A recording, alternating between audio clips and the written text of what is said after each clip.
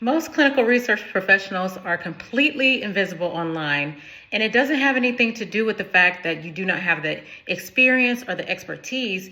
You're just not posting enough or at all on LinkedIn, so you can become visible to CROs, sponsors, the B2B clients, or even B2C clients, to even know that you are qualified to help them solve their problem. But that story changes today. So in this video, I'm going to tell you about two of my clients, one that actually landed her CRA job, and the other one, she actually landed her own paid client, all within 90 days using my LinkedIn strategies, just applying these same principles and into your career, into your business, and even your own site. You can become just as successful as myself or even my clients. I launched my first mentorship program in April 2025. One of my clients just accepted her CRA role, and another one landed her first client, reviewing resumes and doing resume audits, all within the clinical research space. They didn't have a large following, they didn't use any paid ads, and they definitely didn't have a marketing team or a funnel.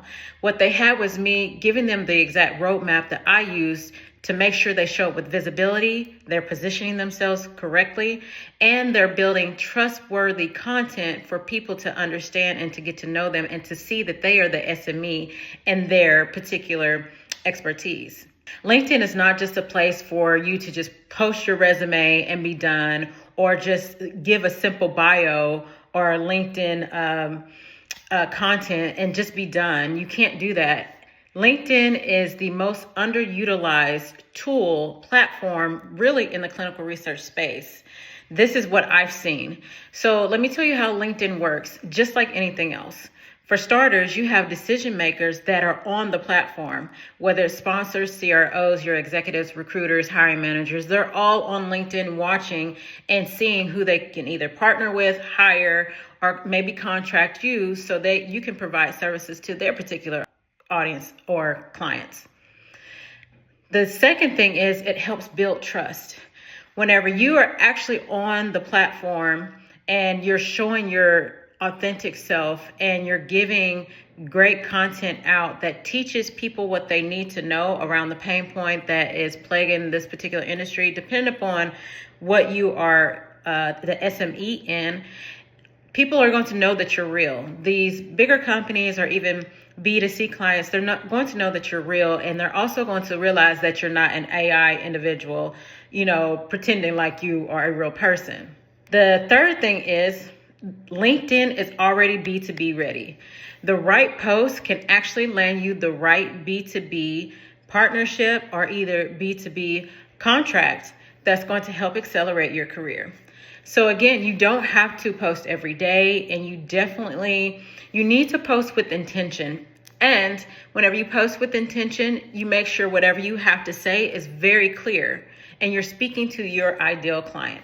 So here's the particular framework that I use for every mentee that I have, and this is how I built my mentorship program. For starters, you position yourself as the authoritative figure. So you post about your journey, your story, your successes, and even how you solve problems, and even sometimes what you have failed at and how you overcome those failures. 2, personal branding is a must. People need to see who you are, not just about what you teach, maybe even down to the colors, or maybe even down to posting videos like this. This can be part of your branding. Teaching can be part of your branding. Making carousels can be part of your branding. It just all depends on what you feel is good at and what really resonates with your audience. So branding yourself is making sure that you are positioning yourself in the right way that says, hey, this is Alicia Moore, CEO of Clinical Science Research Solutions. I live in a research naive area. I'm bringing clinical research into this space where clinical research does not exist. See, that's part of my brand. And another part of my brand is I love to make videos and I love to teach. So people are going to know who I am because of the webinars, LinkedIn newsletters, and what I post. And just my language alone can set me apart from the rest of everybody else and my unique position in this particular space. That is how you brand yourself. 3, this goes with how you strategize your engagement. Make sure whenever one of your companies or ideal clients, they're posting on LinkedIn, make sure you comment with intention. Make sure you comment with a strategy that's going to help draw in the attention on you, and make sure the conversations are natural. Just don't comment to think you're going to gain a client. You need to help build those relationships, and the clientele, the business will come. So what is the bigger picture? As far as the site ownership strategy, I'm going to switch into the entrepreneurship. It's not just about helping others getting hired. I am literally helping people build an infrastructure that's going to be long lasting. And especially I'm doing this because I'm in real time in Southeast Missouri. And I'm not just talking about it. I'm literally building the infrastructure step by step. And I thought about and I researched which piece of the infrastructure do I need to start with first. And so this is part of my 5 steps that I'm using to build my clinical research business and clinical research site. First of all, you build relationships with the physicians. You don't just approach them with, hey, do you want to start a clinical research site? No, everybody has a primary care physician. And if you have a primary care physician, the way you are able to build relationships starting off is at the front desk. So essentially what happens is they're going to want to know your insurance information, which tells them where you work. And if you live in a research naive area like I do, they're going to question, well, where is this? Then you can go into the spiel on where it is, what you do for a living. And usually that piques their interest because that's exactly what happened to me. Then moving forward, once you go back to the rooms, you'll usually meet like the nursing assistant or the actual nurse. They go through the assessment, and you can interweave those conversations in, and then still do the same thing with your primary care physician.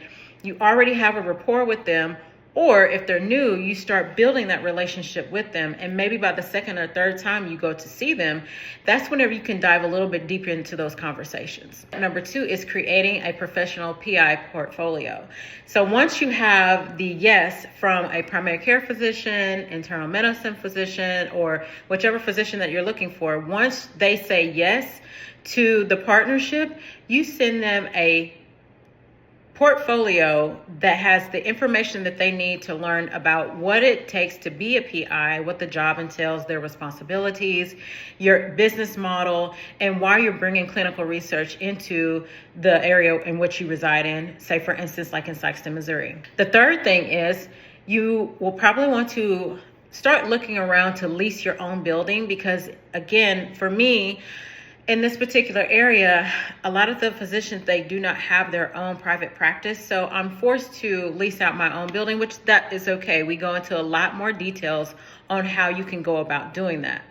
So you start looking for your buildings, and you're going to see which one is going to be suitable for your needs and affordable starting off. Then the fourth thing is you need to think about how you're going to train your PIs, CRCs, and even CRAs if you decide to hire them as a fractional worker or an employee. So what kind of educational model are you going to deliver to your ideal partner or your ideal employee? You need to figure that out. Figure out the foundational platform and figure out what time frame or the length of the education that they're going to need to understand and go through so they can work for your facility, or so they can partner with you, or even so you can deliver this information to the public, whether it's through your nonprofit organization like mine, or whether it's through the for-profit organization like mine, and you're having your institution or your courses accredited through a reputable accreditation institution, right? Or business. The last thing is figure out which tech vendor you are wanting to use to help you streamline your site operations. There are several out there to choose from. Just make sure you vet them all. Make sure you have open-ended conversations and ask all the questions that you need to ask to make for sure that vendor that you choose to work with to help you streamline your site operations is going to be beneficial for your business. This is exactly what I teach, and this is exactly what I'm doing in real time. None of this is theory. I teach the methods that I'm using literally from the ground up, step by step. And this is exactly what I teach you in my site startup mentorship program. If you're looking to build your own clinical research site, if you're looking to switch over into entrepreneurship, I provide the tools, everything that you need to learn, and everything that you will need to have access to, including the vendors, including the grant writers, including the marketing team.